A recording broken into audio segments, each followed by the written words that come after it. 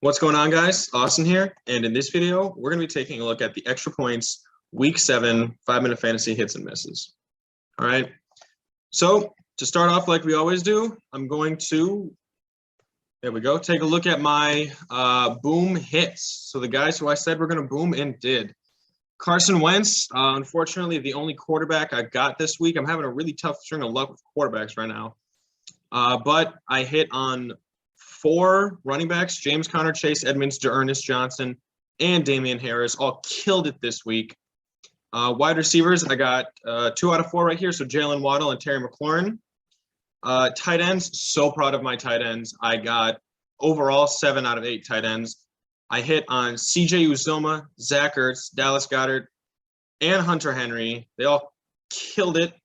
CJ Uzomah is I think I'm more proud of that thing than I have been on anything in this so far. And then the Saints defense, I believe they got about 12 points. So overall, pretty decent list right here. And then my boom misses, guys. So I said we're going to play well and then didn't. Sam Darnold, dude, laid an egg against the vaunted defense of the football Giants. Jameis Winston probably would have had a lot better stats, probably about 110 more yards or so. I don't know why I added that 10. Probably about 100 more yards or so if the Saints receivers could have caught the ball more. I mean, it's rainy, it's windy, I get it, but he hit him on the hands, he hit him in the chest, and they just dropped a lot of passes. Teddy Bridgewater would have had a pretty good game if it wasn't for that, I think it was second quarter interception.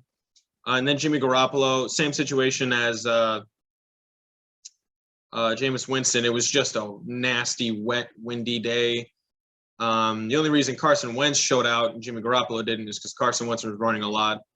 So, he's a lot faster, more athletic, get those rushing yards.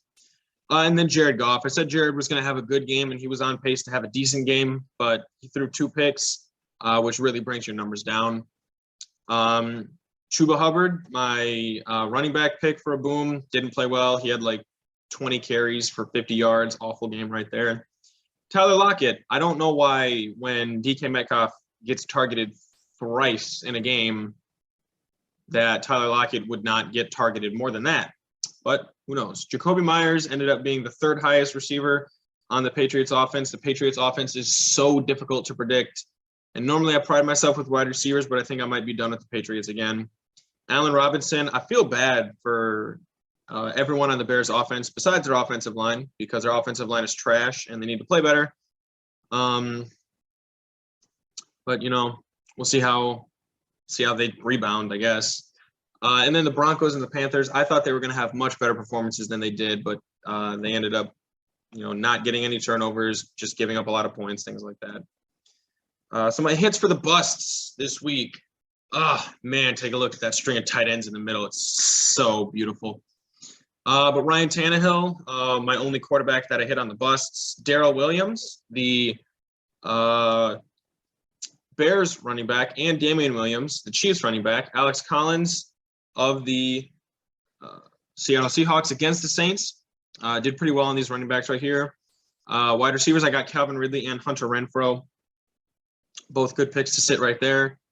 Tight ends, Mark Andrews, Noah Fant, and Tyler Higbee. Said to sit all of those, and those ended up being good picks right there. And then for the defenses that did pretty well, I said to sit the 49ers, Browns, and Dolphins, and they all ended up having pretty poor weeks. And then my misses for the bust, guys who I said don't start them, and they ended up having great games. Joe Burrow, phenomenal game against the Ravens. No idea where that came from. Mac Jones, dropped 54 points, NFL high so far this year against the Jets. Jonathan Taylor, dude just keeps gashing it up. Michael Carter, who it seems as though the Jets have found the running back that they want to stick with. DK Metcalf, who got targeted 3 times and had 2 catches, one of which was for 13 yards and the other of which was 84 yards for a touchdown. So it makes me mad.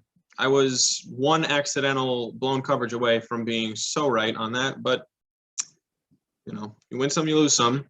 Jamar Chase, who ended up just absolutely destroying the depleted Ravens secondary.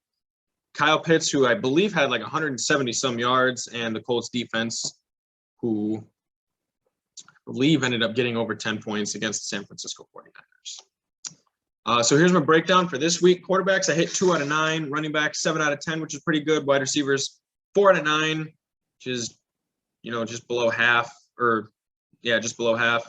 Tight ends, 7 out of 8. So proud of that. And defense and special teams, I got just above half. Overall this week, I'm still above the halfway 50-50, which is what I like to strive for. Overall in the season, ignore that bottom ticker. I forgot to update that, 55 out of 96. But so far in the season position ranks, you can see right there, doing the best on tight ends and running backs right now. I'd like to have a solid week for quarterbacks to bring that up to speed, but hopefully we can get there. All right, guys, thanks for watching that video. Be sure to like, subscribe, let me know what you think in the comments down below, and tell me how I won or lost your fantasy team game for you this week. Be sure to be on the lookout for my other videos coming up tomorrow. We're going to have our lines of the week and our 5-minute fantasy sometime towards the middle of the end of the day tomorrow, again on Wednesday.